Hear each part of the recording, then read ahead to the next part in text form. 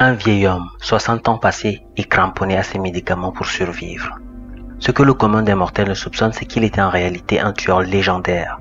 Sa tête mise à prix pour 7,6 milliards de won. D'innombrables personnes avaient péri de sa main. Même les mercenaires les plus redoutés tremblaient à l'évocation de son nom. À 10 ans, pendant que d'autres jouaient dans la boue, il apprenait à assembler des armes à feu. Son enfance, c'était l'acier froid d'un couteau, manié jour après jour.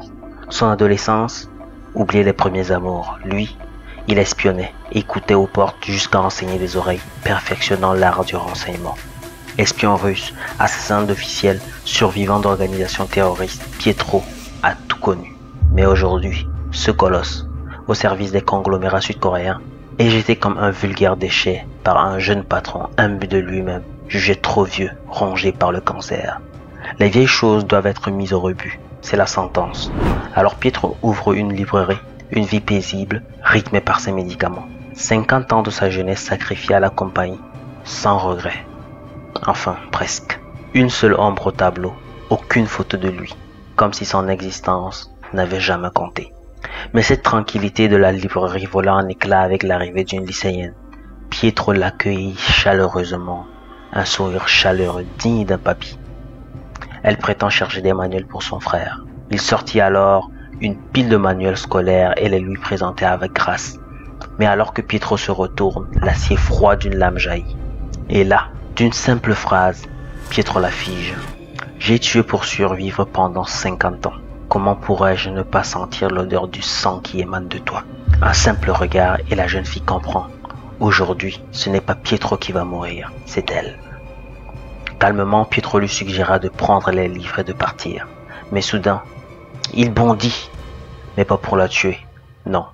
Deux silhouettes menaçantes surgissent des rayonnages. Un plan B est en marche, éliminer même ceux qui ont échoué. Aussitôt les balles commencent à siffler alors que Pietro, tout en couvrant la jeune fille, se met à l'abri.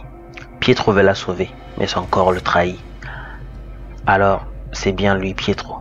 Un géant en trench coat s'avance. Octopus, le maître du jujitsu. Je suis là parce que mon patron est contrarié. Votre tête vaut 7,6 milliards de won. C'est exactement la somme qui est sur votre compte. L'argent de toute une vie de labeur. Alors faites-moi plaisir. Mourrez de mes mains. La scène se transforme en un déferlement de violence. Pietro, cloué contre les étagères, reçoit une pluie de coups. Puis, il est projeté dans le couloir, inconscient.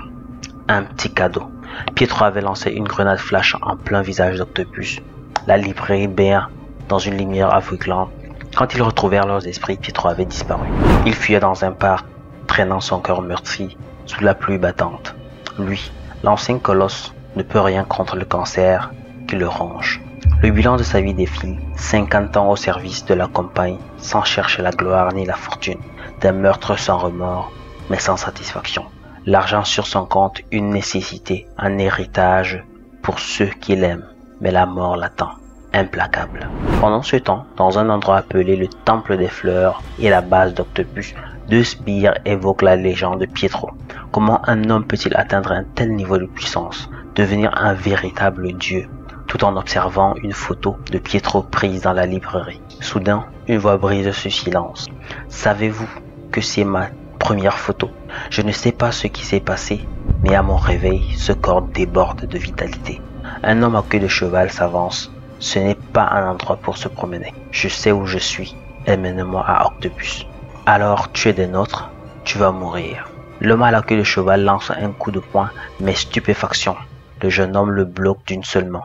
Et l'instant d'après, son poing craque sous une force surhumaine. Le deuxième larron se jette sur lui, un couteau à la main, arrêté net, suspendu dans les airs, il encaisse 5 coups en un éclair. Les tueurs se divisent en 3 catégories.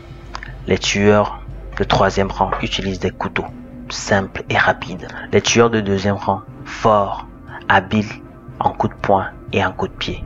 Mais les tueurs de 1er rang, ils transforment tout en armes. Voyant l'homme brandir une tentacule de pieuvre, l'homme à la queue de cheval se sent humilié. Il se jette à l'attaque, tête baissée. En un instant, sa lame est désarmée par un coup de fouet. La tentacule s'enroule autour de son cou. D'un seul geste, il est soulevé et atterri par la tête dans une marmite bouillante. Les 2 hommes de main sont hors de combat. Le jeune homme ramasse la photo. Elle est pas mal, celle-là.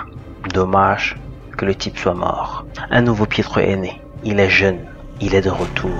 Ne venez pas me chercher, c'est moi qui vais vous trouver.